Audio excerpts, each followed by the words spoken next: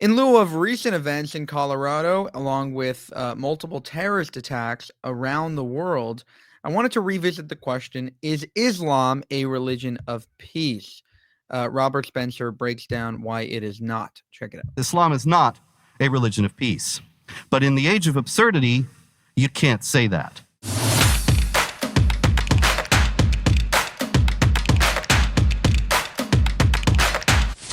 One of the other absurd things that we are all commanded to believe is that Islam is a religion of peace. And of course, Linda Sarsour, not me, the other one, would be the first to tell you that Islam is a religion of peace. And you probably know, if you have ever gotten into any conversations with any leftists on your campuses, that if you suggest that Islam is not a religion of peace, then you are a racist, bigoted, genocidally minded, hate-mongering Islamophobe. Yes. Now, the thing is, I'm here to tell you, Linda Sarsour, am here to tell you, Islam is not a religion of peace. Now, I happen to have the Quran with me, and I'm sure you have yours with you, so open your Qurans. You didn't bring it? How woke are you anyway? Anyway, if you open your Qurans, those of you who did bring them, chapter 9, verse 5, when the sacred months are over, kill the idolaters wherever you find them. Chapter 4, verse 89. Good thing you're not an idolater, right? No problem. Chapter 4, verse 89. They wish that you would disbelieve just as they disbelieved, so that you may be all alike. Do not, therefore, take allies from them until they emigrate in the way of Allah. That is, if they leave one country and go to another to conquer and Islamize it.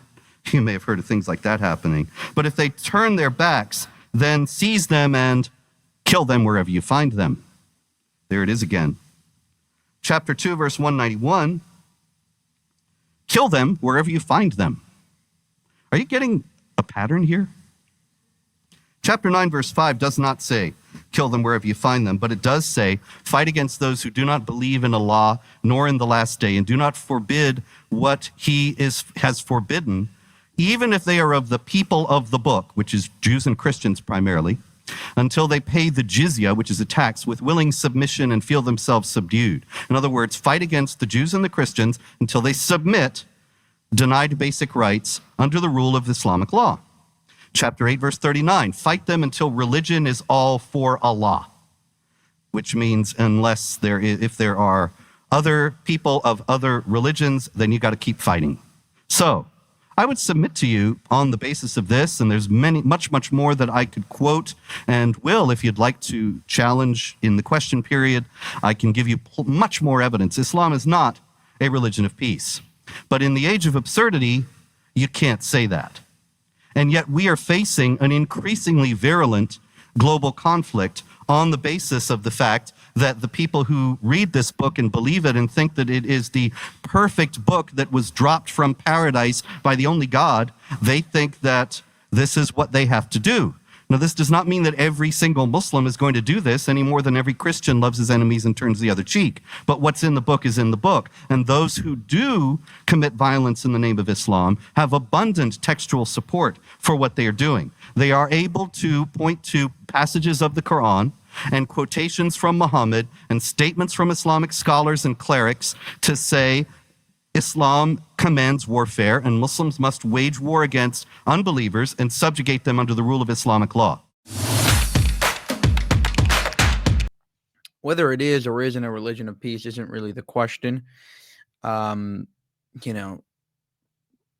think that, again, Muhammad was a warlord, so I think that sort of puts that out of the question. The real debate here is, should we be reforming Islam? Should we be paying attention to it? Should we be saying, okay, this isn't great. We should be taking out this from the classroom. And are there certain things that we can change in order to avoid having so many people be radicalized? Now, again, most Muslims are peaceful Muslims. Most Muslims, 80% of them around are not interested in, going and committing jihad and going and dying in the name of Allah. But there are a subset of people that are, and even if 20% of Muslims are going to be jihadis or something like jihadis, like Islamists, you're going to have a situation where there's going to be a lot of people blowing up a lot of buses, and that is a problem. So therefore, probably it's a good idea to avoid importing these types of people to the West until we can get a handle on the problem. Now, I think that there are some Muslim countries that are moving in the right direction. You have the Gulf states, you have Saudi Arabia definitely trying to become and integrate into the Western world, but there are definitely many Islamic states that are just trying to import, and not import, but to export their terrorism and export their ideas throughout the world. For more, subscribe to the channel. If you want to help us make more of these videos, you can go to buymeacoffee.com/JewishUncensored. You can also go to our channel memberships page and join there as well. Thank you for watching, and have a good one.